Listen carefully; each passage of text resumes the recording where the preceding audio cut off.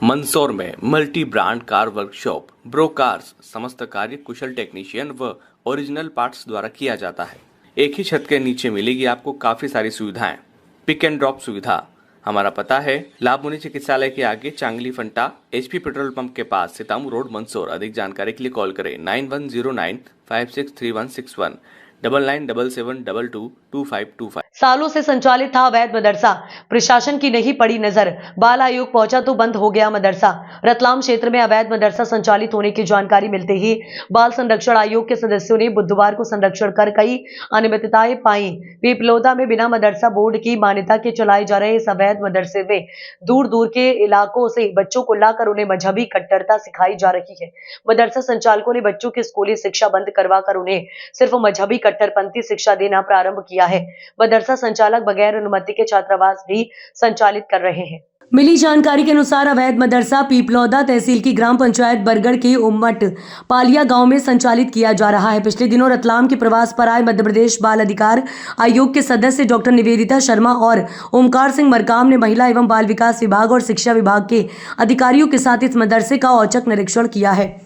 उक्त मदरसे का संचालन दावते इस्लामी हिंद ट्रस्ट इंदौर द्वारा अताए रसूल उपरवाड़ा के नाम से किया जा रहा है। मदरसे में कुल 66 बच्चों को दीनी तालीम दी जा रही है, लेकिन मदरसा बोर्ड से इस मदरसे को कोई मान्यता प्राप्त नहीं है। आयोग के सदस्य डॉक्टर निवेदिता शर्मा ने जब इस मदरसे के बच्चों से सवाल जवाब किए तो पता चला कि वे पूरी तरह जिहादी मानसिकता वाले हो चुके हैं। जब बच्चों से पूछा गया कि वे बड़े होकर क्या बनना चाहते हैं तो सभी का एक स्वर में उत्तर था कि बड़े होकर हाफिज बनना चाहते हैं ताकि उन्हें जन्नत मिल सके। इनमें से लगभग सभी बच्चे गरीब परिवारों के पृष्ठभूमि के हैं।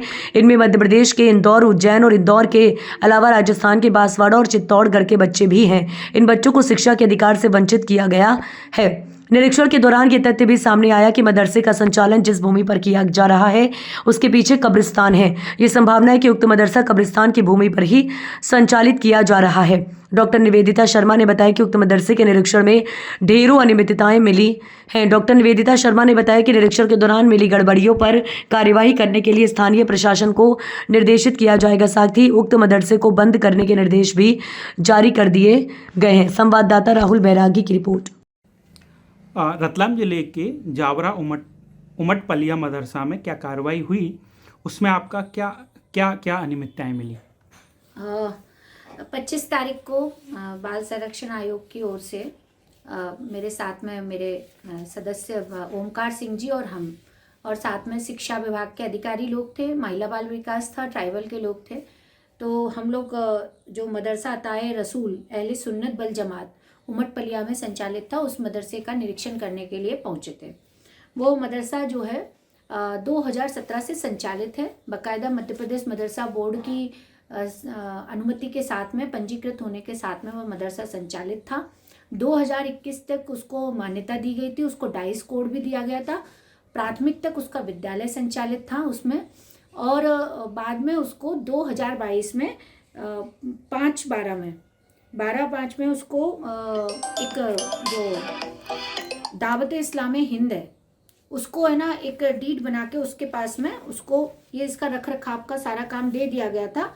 और बाद में 2022 में ही 12/5 में इसको ये दिया गया और 22/5 में इसका पुनः आवेदन किया गया था इसकी मान्यता को रिन्यू करने के लिए। और जो मान्यता का दस्तावेज है उसमें बाकायदा ये लिखा गया है कि ये मदरसा जो है आवासीय रूप से संचालित नहीं है, परंतु उस वक्त मौके पर हमको 52 बच्चे उसमें पाए गए वहाँ पर जो आवासीय रूप से वहाँ पर रह रहे थे। और ये बच्चे केवल यहाँ के नहीं थे, ये बच्चे राजस्थान से आए हुए थे और यूपी से आए हुए थे। साथ ही साथ रतलाम के अतिरिक्त जो मध्य प्रदेश के जिले हैं जैसे उज्जैन, देवास, नीमच, मंदसौर, अशोकनगर, यहाँ से भी ये बच्चे यहाँ पर आए हुए थे। और इनकी जब दिनचर्या हम लोगों ने सुनी तो सुबह से लेकर शाम तक ये बच्चे सिर्फ और सिर्फ जो मदरसे में धार्मिक शिक्षा दी जा रही है उसकी ही शिक्षा ले रहे थे। किसी भी स्कूल में ये लोग नहीं जा रहे हैं। और जब इनके दस्तावेज देखे गए तो दस्तावेज से ये भी पुष्टि नहीं होती है कि ये बच्चा आया कहाँ से है और इसके माता पिता कौन है। माता पिता के भी उसमें दस्तावेज नहीं पाए गए हैं। और इसके साथ ही साथ जो बच्चे हैं आज की डेट में एक किसी भी विद्यालय में शिक्षारत नहीं है।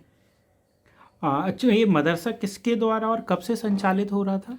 ये मदरसा जो है 2017 से संचालित है। पहले इसकी जो समिति थी उसके द्वारा इसका संचालन किया जा रहा था। मदरसा ताए रसूल अहले सुन्नत बल जमात उमट पलिया, इसके द्वारा संचालन किया जा रहा था। परंतु जैसा मैंने अभी बताया था कि 12/5/2022 में इसको दावत हिंद इस्लामी को दे दिया गया था। दावत इस्लामी हिंद जो एक ट्रस्ट चलता है, जो ऑल इंडिया लेवल पर चलता है, उसकी जो शाखा है इंदौर की, उसको एक डीड बना के उसके हाथों में इसको दे दिया गया था। ये इसका दस्तावेज भी इनके पास मौजूद था, तो हम लोग वो लेके आए थे। परंतु ये 12/5/2022 में होता है और 22/5/2022 में पुनः इसके रिन्यूअल के लिए आवेदन इसी समिति के द्वारा, रशीद खान जो इस समिति के अध्यक्ष है, उन्हीं के द्वारा ही किया जा रहा है।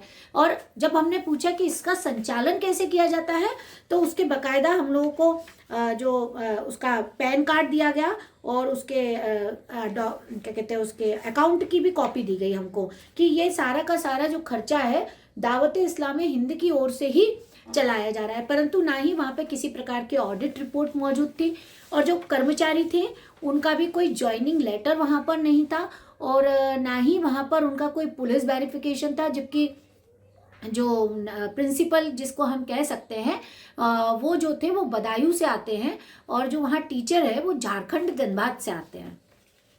ऐसी खबर भी मिली है कि यह मदरसा शासकीय जमीन पर संचालित हो रहा था। मेरे समय तक तो ये मेरे को जानकारी नहीं थी वहाँ पर, परंतु बाद में मेरे पास ये जानकारी आई है कि ये शायद कब्रिस्तान की भूमि है, जिसको शासन ने कब्रिस्तान के उपयोग के लिए इसको दिया हुआ था, और ये मदरसा उसी पे संचालित है। तो आपने आगे की कार्रवाई के लिए क्या दिशा निर्देश दिए हैं? देखिए, हम तो उसी समय भी जब थे वहाँ पर, तो जितने बच्चों के दस्तावेज थे वो सब शिक्षा विभाग को सुपुर्द करा के आए थे, जिसमें सारे के सारे उनको एक रिपोर्ट बनाने के लिए कहा गया है विस्तृत रूप से, कि बच्चे कब से आए हैं, कहाँ से आए हैं, इनके माता पिता मौजूद है कि नहीं। क्योंकि एक बच्चा जो था वो, उसके माता पिता, उसका कहना है कि उसके माता पिता दोनों ही नहीं हैं। तो ऐसी स्थिति में वो बाल आशीर्वाद योजना के अंतर्गत पंजीकृत क्यों नहीं है। और भी अन्य बच्चे जो अन्य जिलों से आए हैं उनकी जानकारी एकत्रित करने के लिए मदरसा 2021 तक था, परंतु 2021 तक, 17 से 2021 तक शिक्षा विभाग के द्वारा वहां पर किसी प्रकार का निरीक्षण नहीं किया गया। तो वहां से निरीक्षण रिपोर्ट भी मांगी गई, परंतु अभी तक तो नहीं मिली है। और इसके साथ ही साथ अगर 2021 के बाद में 2022 में इसके रिन्यूअल के लिए आवेदन किया गया था, तो और इसको नहीं दी गई, तो इसको बंद क्यों नहीं कराया गया।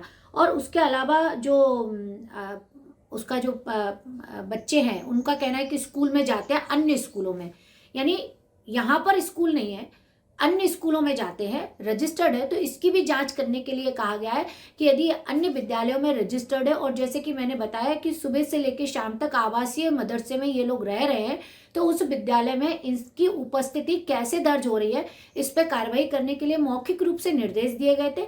और उसके अलावा आज हम लोग इसका प्रतिवेदन है ना शासन को कार्रवाई करने के लिए भेज देंगे।